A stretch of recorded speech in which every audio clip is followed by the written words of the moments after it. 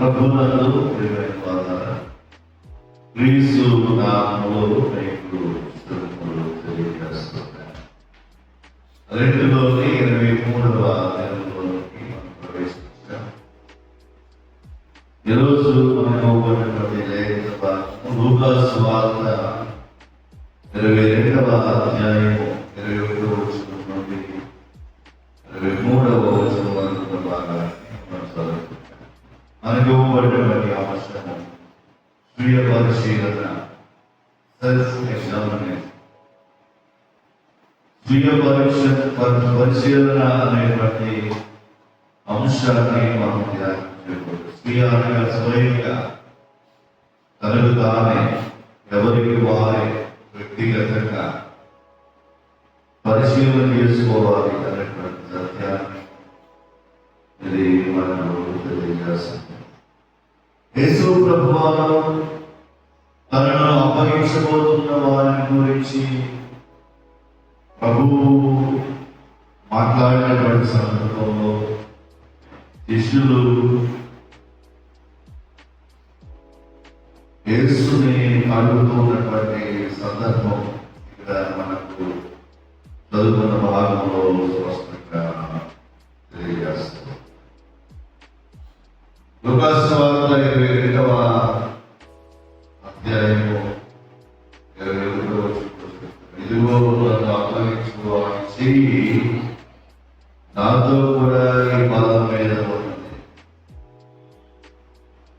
ఏమంటే నన్ను అప్పగించుకోవాలని చెయ్యి నాతో కూడా ఈ పాదం మీద ఉన్నది.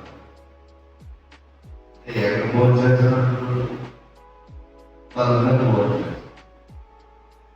తల మీద భోజనం చేసినప్పుడు అందరి చేతులు బలంగా ఉంటాయి కదా, వారికి తండ్రి బలంగా ఉంటాయి కదా, ఒక చేయి బలం కదా, ఒక చేయము అంతా ఉంటుంది కదా.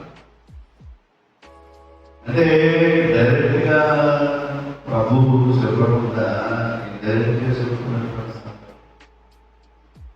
కనుక శిష్యులు ఈ పనిని చేయవాడు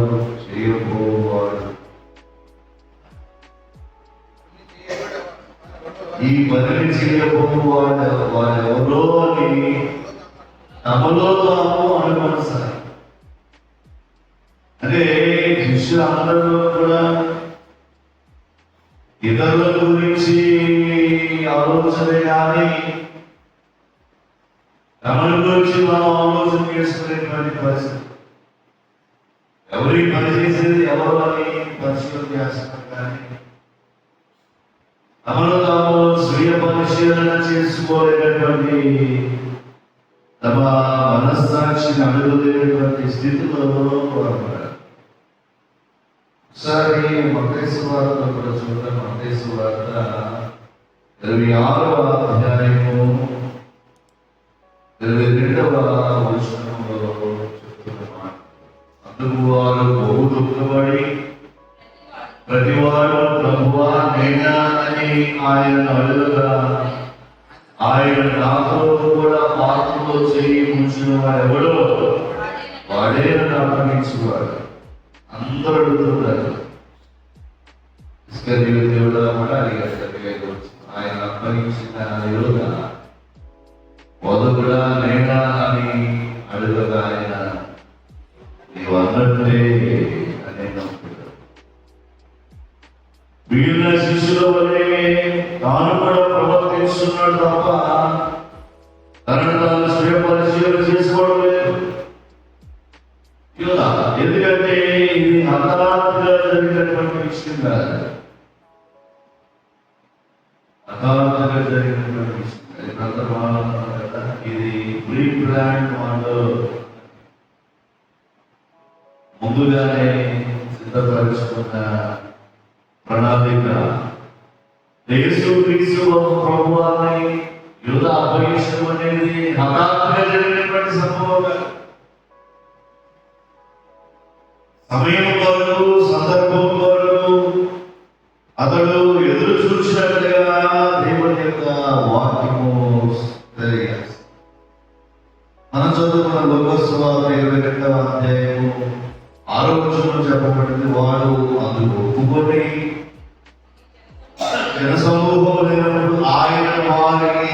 అప్పగించుటకు తగిన సమయం తెలుసు. ఇది pre planned and suddenly happen. హఠాత్తుగా జరిగేటువంటి సంభవం కాదు. ఆయన అప్పగించాలని కన్ఫర్మ్ చేసుకొని ఆయన అప్పగించుటకు సిద్ధపడిపోయి ఆయన అప్పగించుటకు తగిన సమయం, సందర్భం, పరిస్థితుల కొరకు ఎదురు చూస్తున్నటువంటి వ్యక్తి ఈ ఇస్కరియోతు యోధ. అన్ని ఏర్పాట్లు చేస్తున్నాడు, పథకాల రక్షణ చేసినట్టు బైక్ మాత్రం ఏమి ఎరిగిన వాడు నటించినాము. యోధాకి మాత్రమే సాక్ష్యం చెప్పవచ్చు. అన్ని చేసుకోవలసిన పనులన్నీ పక్కపక్కనే చేసేసుకున్నాడు. ఆయన అప్పగించుకు కావలసినటువంటి సమయం, సందర్భం వరకు టైంలో ఎదురు చూస్తున్నాడు. బయటికి ఏమి ఎరగని వాడి వలె యేసు ప్రభువు శిష్యులలో ఒకటిగానే వస్తారు. ఇప్పుడు మన వచ్చి వచ్చిన సమస్య ఈ ప్రొటెక్షన్ కమిటీ సభ్యులుగా ఉంటూ మనమందరం ఒక టీం, మనమందరం ఒక బ్యాచ్ అనుకుంటూనే ఇక్కడ మాట్లాడుకున్న విషయాలన్నీ కూడా చక్కగా శాలరీస్ ఇవ్వాలి. నాకేమీ తెలియదు అన్నట్లుగా మళ్ళా మనతో పాటు కొత్తగా కొనసాగు. ఏ రోజు వస్తుంది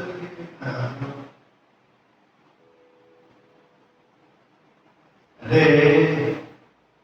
అక్కడ కూడా అవకాశం కోల్పోకూడదు అనేటువంటి భావం మేము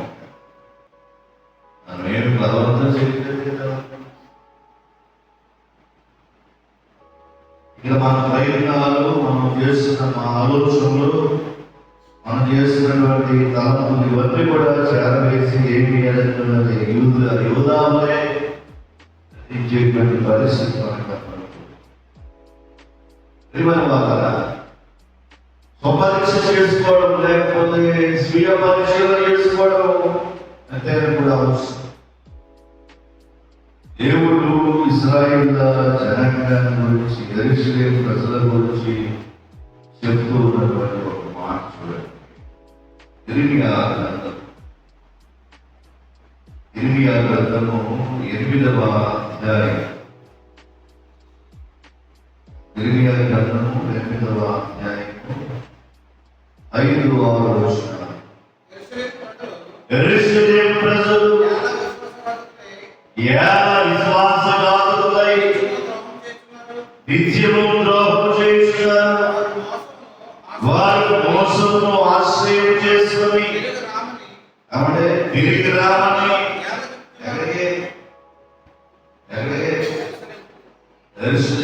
ప్రభు దగ్గర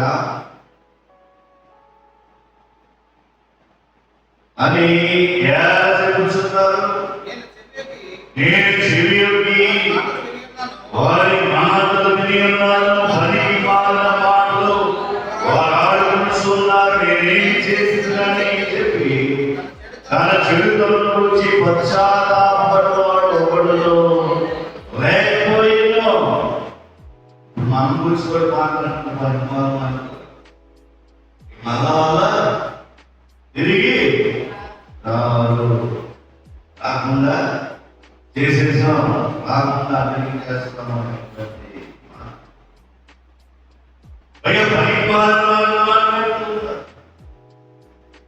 ఇదిగో నేను దేవుడికి వ్యతిరేకంగా చరిత్ర చేశాను, పాపం చేశాను, నా జీవితం, నా బ్రతుకు సరిలేదని దాని నుంచి పశ్చాత్తాపడకుండా పనికిమాలిన మాటలు వాడుకుంటూ నేనేం చేసిందని చెప్పి తన చరిత్రను గురించి పశ్చాత్తాపడబడులో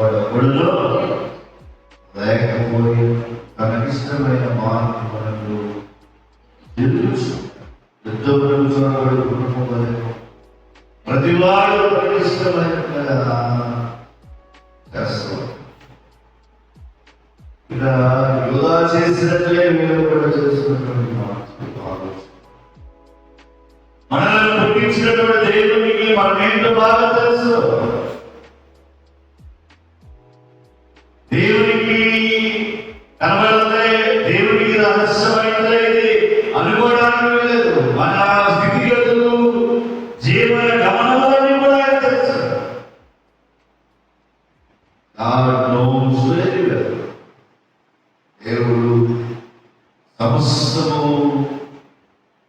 ఎరిగినటువంటి దేవుడు మనకు జీవితాలు ఆయనకు తెలుసును క్షుణ్ణంగా అని సత్యాన్ని కలిగించారు. రోమాంచూత 139వ సంకీర్తన 139వ సంకీర్తన మొదటి వచనం నుంచి ఉన్నటువంటి మాటలు ఒకసారి చూద్దాం. 139వ సంకీర్తన మొదటి వచనం. యెహోవాను నీవు నన్ను పరిశోధించి తెలుసుకొని ఉన్నావు. నేను కూర్చుంట నేను లేచుట నీకు తెలియదు. నేను కూర్చుంట నేను లేచుట నీకు నాకు తలంపు పట్టకముందే నీవు నా మనసు గ్రహించుచున్నావు. నా నడకను నీవు పరిశీలన చేస్తున్నావు. నా చర్యలన్నిటినీ నీవు బాగుగా తెలుసుకుని ఉన్నావు. యెహోవా మాట నా నాలుకకు రాకముందే అది నీకు పూర్తిగా తెలిసి ఉన్నది. వెనుకను ముందును నీవు నన్ను ఆవరిస్తున్నావు. నీ చెయ్యి నా మీద ఉంచి ఉన్నావు. ప్రియమైన వారు, సో దేవుడికి ఏం తెలుసు? మనం కూర్చోడు తెలుసు, మనం లేచి తెలుసు. మనకు తలంపు కొట్టకపోతే మనం మనసులో ఏమి ఆలోచిస్తున్నామో, ఎలాంటి తలపు ఉన్నాయో ఆయనకి తెలుసు. మన నడక తెలుసు, మన పడక తెలుసు, మన క్రియలు చర్యలన్నీ కూడా ఆయనకు తెలుసు. మాట మన నాలుగు రాకముందే పూర్తిగా మీకు తెలిసి. సో మనమేంటో, మన జీవితం ఏంటో, మన బ్రతికేంటో దేవుడికి తెలుసు. కాబట్టి దేవుడి ఎదుట దాసులుగా కానీ మనమే పరిశీలన చేసుకుని దేవుడికి అయిష్టమైన, దేవుడికి ఆయాసకరమైన, దేవుడికి వ్యతిరేకమైనటువంటి జీవితం ఉందా లేదా అని మనలను పరిశీలన చేసుకుని పశ్చాత్తాపడవలసినటువంటి అవసరం. మనం జీవిస్తున్నటువంటి ప్రవర్తన, బ్రతుకుతున్నటువంటి బ్రతుకుల గురించి మనల్ని మనం పరిశీలన చేస్తున్నప్పుడు మనం ఏమై ఉన్నామో గ్రహించడానికి అవకాశం. 119వ సంకీర్తనలో చెబుతున్నటువంటి మాట. 119వ సంకీర్తన 59వ వచనం. నా మార్గములను నేను పరిశీలన చేసుకుని నీ శాసనములకు మరలు పొందిని. ఎప్పుడు కోరుకున్నాడు ఆయన? శాసనములకు మరల ఎప్పుడు తిరిగాడు? ఎప్పుడు తిరిగాడంటే ఆయన తనను తాను స్వీయ పరీక్ష చేసుకోవడం ద్వారా, స్వీయ పరిశీలన చేసుకోవడం ద్వారా తను ఏమై ఉన్నాడో, తన మార్గంలో ఏమై ఉన్నాయో పరిశీలన చేస్తున్నాడు. ఇది నా మార్గం సరైన కాదని గ్రహించి దేవుని వైపు, ఆ దేవుని శాసనములకు మరలు పొందినటువంటి మాట. చక్కగా ఈ వచనానికి సరిపడే ఉదాహరణ ఏంటంటే తప్పిపోయినటువంటి కుమారుడు. తన ఇంట్లో ఉండే స్వేచ్ఛ లేదని, తన అనుకున్నటువంటిది చేయడానికి లేదని, తన ఇష్టం ప్రకారం బ్రతకడానికి అవకాశం లేదని, తనకు రావాల్సినటువంటి ఆశయంతో కూడా తండ్రి ఇంటి సమకూర్చుకొని దూర దేశానికి వెళ్ళిపోయాడు.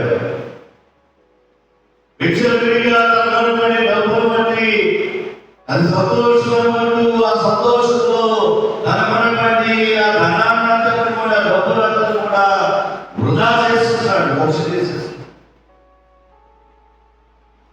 ఇప్పుడు వాడు దయనీయమైన పరిస్థితికి వచ్చేసాడు. తినడానికి తిండి కూడా లేనటువంటి పరిస్థితి. అందులో తినే పొట్టు కూడా తినడానికి సంసిద్ధమైనటువంటి కారణం ఏంటంటే అతని ఆకలి అలాంటిది.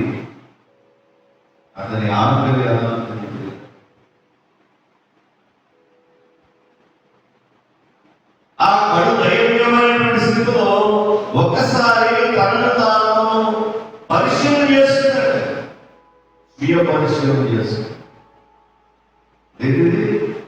నాకు తిండి ఒకప్పుడు నా భోగం ఏంటి, నా ఆహారం ఏంటి, నా పరిస్థితులు ఏంటి? ఇప్పుడు ఎక్కడికి వచ్చేసారు? అందరికి కారణమైన స్వీయ పరిచయం చేసుకున్నప్పుడు తప్పిదం గుర్తెరిగారు. పశ్చాత్తాపం మొదలైంది. తండ్రిని క్షమాపణ కోరాలని చెప్పి మరలా తండ్రి ఇంటి వైపు తిరిగినట్టుగా వాక్యం మనకు స్పష్టంగా తెలియజేస్తుంది. మార్పులు మార్చుకున్నాడు. పరిశీలన చేసుకుంటేనే అది తెలుస్తుంది. మాట్లాడు విలాప వాక్యాలు 3వ అధ్యాయం 47వ వచనం.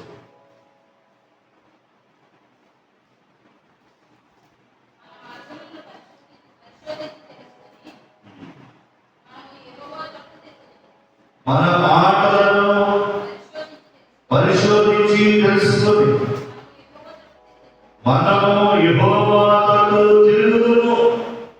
ఎప్పుడు దేవుని తిరుగుతాము, ఎప్పుడు పశ్చాత్తాపంలో చేసింది తప్పని ఎప్పుడు మనం గ్రహించగలుగుతాము అంటే మనలను మనం స్వీయ పరిశ్రమ చేసుకున్నప్పుడు మాత్రమే అది సాధ్యపడగలదు.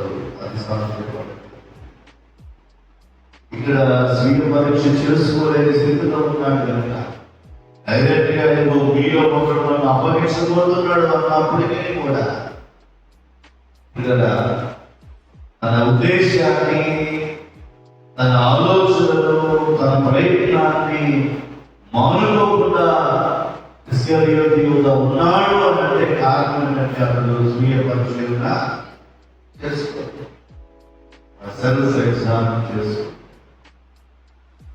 ఏదో డబ్బుల్ని ఆశించి ఏదో నాకు బెనిఫిట్ అనేటువంటి ఉద్దేశంతో ప్రభువుని అప్పగిస్తూ ఉన్నాడు. కానీ తాను సంపరీక్ష చేసుకొని ప్రభు ఇచ్చినటువంటి అవకాశాన్ని బట్టి మార్పు పొందుతాం అనేటువంటి ఆలోచన ఇస్కరియోతు చేయలేనట్టుగా వాక్యము స్పష్టంగా మనకు. కాబట్టి ఎవరు మనలను వేరెత్తి చూపించడం కాదు, ఎవరు మన తప్పు అని చెప్పడం కాదు, మనల్ని మనమే పరిశీలన చేసుకొని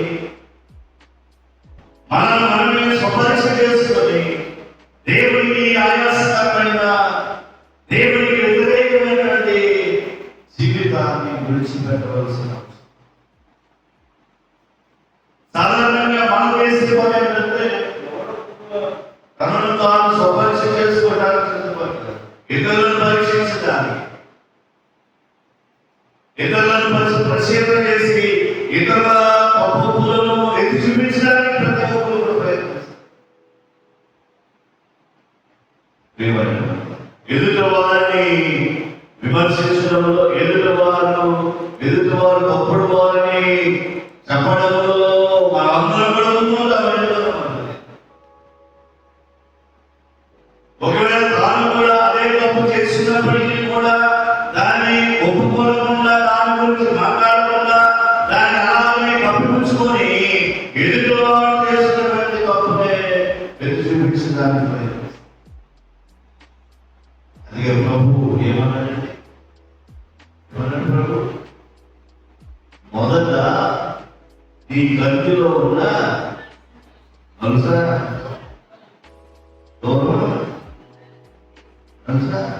అది ఆలోచించ దూరం తీసే, ఈ కంటిలో దూరం పెట్టుకొని ఎదుటి వారి కంటిలో ఉన్న మనసును తీసేయడం కాదు. నువ్వు నీ కంటిలో ఉన్న దూరం తీసేస్తే ఎదుటి వారి కంటిలో ఉన్న మనసును నీవు ఈజీగా నీ కంట్లోనే పెద్ద దూరం ఉంటే ఎదుటి వారి కంట్లో మనసు కనబడుతుంది. ఆ దూరం అలా చూస్తుంది, ఆ దూరం తీయడానికి చాలా టైం ఉంది. తర్వాత ముందు కంట్లో ఉన్న తీసేస్తామని మానవుడు చేస్తుంది, మానవుడు చేస్తుంది. మానవుని యొక్క స్థితిగతులను ఎరిగినటువంటి దేవుడు, మానవుని మనస్తత్వాన్ని తెలుసుకున్నటువంటి ప్రభువు ముందే చెప్పేసి ఈ పొరుగు వారి తర్వాత ముందు సంగతి ఎక్కడ రావడంలో అది కూడా రిలేటెడ్ అయిపోతుంది. మనకి మన ప్రొటెక్షన్ మన చదువుకుని పోరాటానికి దగ్గర బోర్లు వచ్చాయి. ఎన్ని కూడా చూడమంటే అన్ని కాదండి, ఏల్సి కొందరు వచ్చారు. ఏల్సి బాగు చేయడానికి ముందే ముందున్నటువంటి ఈ సంఘాన్ని మనం ఫ్రెండ్స్ కదా మంది ఉన్నారండి, పెద్దలు సాగుతా ఉన్నారు. ఎంత గెలిచి రచ్చగలవా, ఎంత గెలిచి రచ్చగలవా. ఇంట్లో గెలవకుండా బయటికి గెలవాలంటే అది సాధ్యం కాని విషయం. ముందు మనమే సరిపెట్టుకోవాలి, ముందు మన జీవితం సరి చేసుకోవాలి, తర్వాత ఎదుటి వాళ్ళ జీవితాన్ని గురించి మాట్లాడాలి, విమర్శించాలి. కాబట్టి మనము ఇతరులను పరీక్షించడం కాదు, మనకి మనమే పరీక్షించుకుంటే ఎవరో సంపర్కంలో మనం ఏంటో మనకు తెలుసుకోవాలి. మన జీవితాల్లోకి మనం ఒకసారి తొమ్మి చూసినప్పుడు మన క్రియలను, మన మాటలను, మన ప్రవర్తనలో, మన జీవిత విధానాన్ని ఒకసారి స్వయం పరిశీలన చేస్తున్నప్పుడు, సెల్ఫ్ ఎగ్జామిన్ చేస్తున్నప్పుడు ఎవరు సంపర్కంలో మనం ఏంటో మనకే తెలుసుకోవాలి.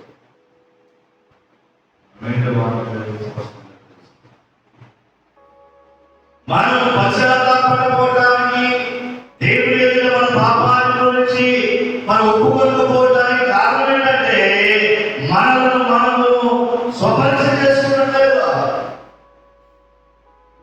మనం స్వపరీక్ష చేసుకుంటే ఇతరులనే పరీక్షించే పనులు మనం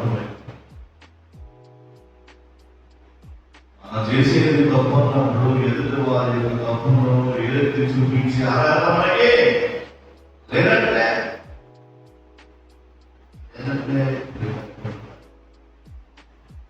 కనుక మనల్ని మనం పరిశీలన చేసుకోవలసినటువంటి అవసరం.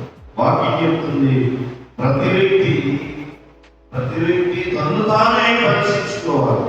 తన ప్రవర్తన, తన మాటలు, తన ఆలోచనలు, తన యొక్క కార్యములు ఎలా ఉన్నాయని తనకు తానే పరిశీలన చేసుకోవలసినటువంటి అవసరం. కొరింథీయులకు రాసిన మొదటి పత్రిక 11వ అధ్యాయం 28వ వచనం. కాబట్టి ప్రతి మనుషుడు తనను తాను పరీక్షించుకోవలెను. కాబట్టి ప్రతి వాడు తనను తాను పరీక్షించుకోవాలి.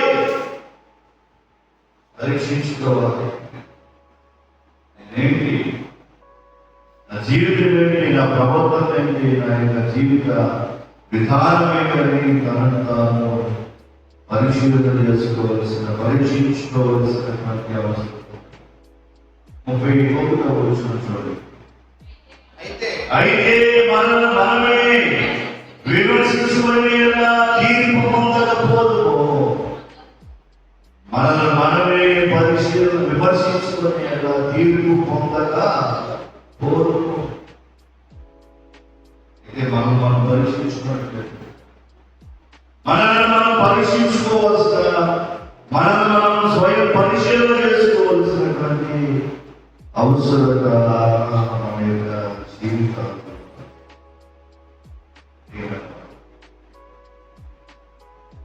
అపోస్తలుడైన పౌలు తాను రక్షించబడిన తర్వాత ఏం చెప్తున్నాడంటే, పూర్వం నేను దోషకుడును, హింసకుడును, హానికరుడును, పాపంలో చేరగా పాపలలో ప్రధానమైనటువంటి పాపమే అది. అయితే క్రీస్తు నన్ను రక్షించాడు అనేటువంటి మాటలు పూర్వం నేను దోషపడను హింసపడను అని చెప్తున్నాడు. అంటే తనను తాను ఏం చేస్తున్నాడు? ఏం చేస్తున్నాడు? స్వపరీక్ష, సెల్ఫ్ ఎగ్జామినేషన్, తనను తాను స్వీయ పరిశీలన చేస్తున్నాడు. కాబట్టి ఎవరు చెప్పలేదని చెప్తున్నాను. ఒకప్పుడు నేను పాపనే, ఒకప్పుడు నేను దోషపడినే, హింసకునే, ఎవరు చెప్పాల్సిన లేదండి. ఇంత పాపమైనప్పటికీ కూడా పాపంలో ప్రధాన పాపమైనప్పటికీ కూడా దేవుడు నన్ను కరుణించాడు. దేవుడు నన్ను కరుణించాడు, నన్ను కాపాడాడు, నన్ను తన కృపను బట్టి నన్ను తన పరిచర్యకు పిలుచుకున్నాడు. సో ఎప్పుడైతే ఎవరికి వారే స్వపరీక్ష చేసుకున్నప్పుడు, స్వీయ పరిశీలన చేసుకున్నప్పుడు వారు పశ్చాత్తాపానికి లోను కావడానికి అవకాశం. మాట చూడండి, గలతీయులకు రాసిన పత్రిక 6వ అధ్యాయం 4వ వచనం. ప్రతివాడు తాను చేయు పనిని పరీక్షించుకోవాలను. చేసే పనిని కూడా పరీక్షించుకోవాలి. చేసే పని సరైనదా కాదా, మంచిదా చెడ్డదా, ఇది దేవుడు మెచ్చుకునేదా లేకపోతే దేవుడికి నచ్చలేదా, దీనివల్ల నాకు ప్రయోజనం వస్తుందా, మేలు వస్తుందా లేకపోతే కీడు వస్తుందా అని చెప్పి ప్రతివాడు తాను చేయు పనిని పరీక్షించుకోవాలి అని వాక్యము స్పష్టంగా ఉంది. ఇక్కడ మనం చదువుతున్న భాగంలో యూదా అలాంటి స్వయం పరిశీలన తాను చేసుకోలేకపోయాడు. మన జీవితంలో మన క్రియలు మన ప్రవర్తన మాత్రమే కాకుండా మన విశ్వాసాన్ని కూడా మనము పరిశీలన చేసుకోవలసినటువంటి అవసరం. కొరింథీయులకు రాసినటువంటి 2వ పత్రిక 13వ అధ్యాయం 5వ వచనం. మీరు విశ్వాసము గలవారై ఉన్నారో లేదో మిమ్మల్ని మీరే శోధించుకొని చూసుకోండి. ఏంటంటే మీరు విశ్వాసము గలవారో కాదో మిమ్మల్ని మీరే శోధించుకోండి. అంటే స్వీయ పరిశీలన చేస్తాం, సెల్ఫ్ ఎగ్జామినేషన్ చేస్తాం. ఏమన్నా మీరు విశ్వాసము గలవారై ఉన్నారు. మన విశ్వాసం గలవారమై ఉన్నామో లేదో పరిశీలన చేసుకోవాలి. విశ్వాసం విశ్వాసం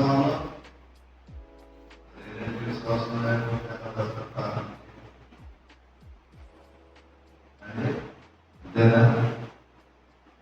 అయితే ఈ విశ్వాసము పరిస్థితులను బట్టి, సమయాలను బట్టి, సిచ్యువేషన్స్ బట్టి ఈ విశ్వాసం మారకూడదు.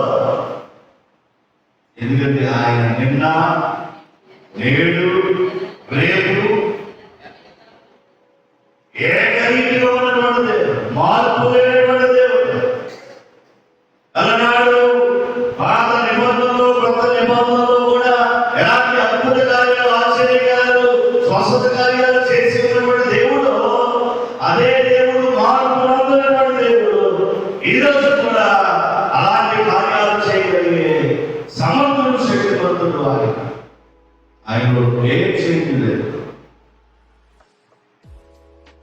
దేవుడి నమ్ముకున్న మనం, దేవుడి సన్నిధికి వస్తున్న మనం, విశ్వాసంతో ఉన్న మనం, విశ్వాసం గెలవాలని ఉన్నామో లేదో అంటే ప్రతి సందర్భంలో, ప్రతి సమయాలలో, ప్రతి దినంలో, ప్రతి విషయాల్లో కూడా మనము అటువంటి విశ్వాసం మనలో ఉందా లేదా ఒకసారి ఆలోచించండి. ఎందుకంటే మనము విశ్వాసాన్ని కోల్పోతే దేవుని విషయంలో ఉండటానికి తర్వాత ఏమంటాడు? మిమ్మల్ని మీరే పరీక్షించుకోండి. మీరు వస్తువులు కానీ క్రీస్తులో ఉన్నాడని మిమ్మల్ని గురించి మీరే ఎదుగుదరా. సో మనమే పరీక్షించుకోవాలి, మనమే పరిశీలన చేసుకోవాలి. మన ప్రార్థన విశ్వాసం స్థాయి, మన ప్రార్థన స్థాయి, భక్తి స్థాయి, ఆధ్యాత్మికమైనటువంటి స్థాయిని మనమే పరిశీలించుకోవాలి. ఎందుకంటే నీ హృదయంలోని తలంపులు ఎవరు తెలుసు? ఎవరు తెలుసు? ఇంకెవరు తెలుసు? ఇంకెవరు తెలుసు? నీ హృదయంలోని తలంపులు ఎవరు తెలుసు? దేవుడు కాకుండా ఎవరు తెలుసు? సాధారణంగా నీ తెలియదైతే నీ తెలీదా?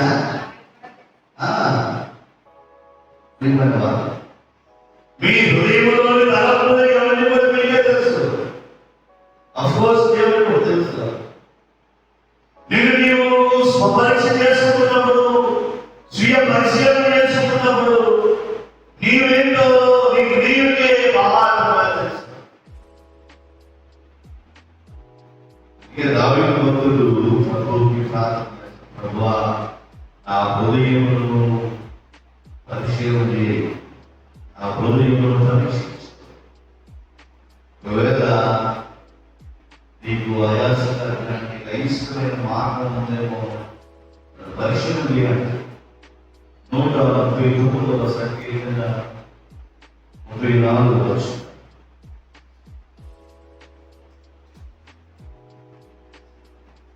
139వ వచనం.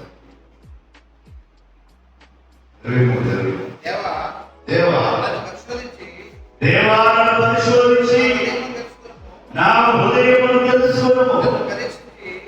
నన్ను పరీక్షించి నా ఆలోచన తెలుసుకొనుము. నీకు ఆయాసకరమైన మార్గము నా యందు ఉన్నదేమో చూడుము. నిత్య మార్గములను నడుపు. ఎందుకంటే నేను నాశన మార్గం నడుస్తాను. కాబట్టి నన్ను పరిశీలించి వారిని పరీక్షించు అని దావీదు భక్తుడు చేస్తున్న ప్రార్థన మనం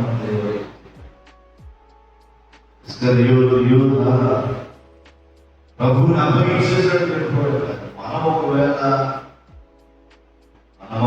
మన క్రియలలో, మన మాటలలో, మన ఆలోచనలో, మన ప్రవర్తనలో, మన జీవిత విధానంలో ఆయన అప్పగించే వైఖరి కలిగి ఉన్నామేమో ఒకసారి పరిశీలన చేస్తాం. మనం స్వీయ పరిశీలన చేసుకుంటాం. పశ్చాత్తాపంలో ముందుకు వెళ్తాం. మన పాపములన్నీ ఆయన దగ్గర ఒప్పుకొని ఆయన రక్తము చేత మనకు పాపములు కలగడం, ఆయన చే పాపక్షమాపణ రక్షణ పొందుకోవడానికి అలా సిద్ధపడిన పరిశుద్ధాత్మ దేవుడు మీకు తోడై సహాయం చేసి కనిపిస్తున్నారు.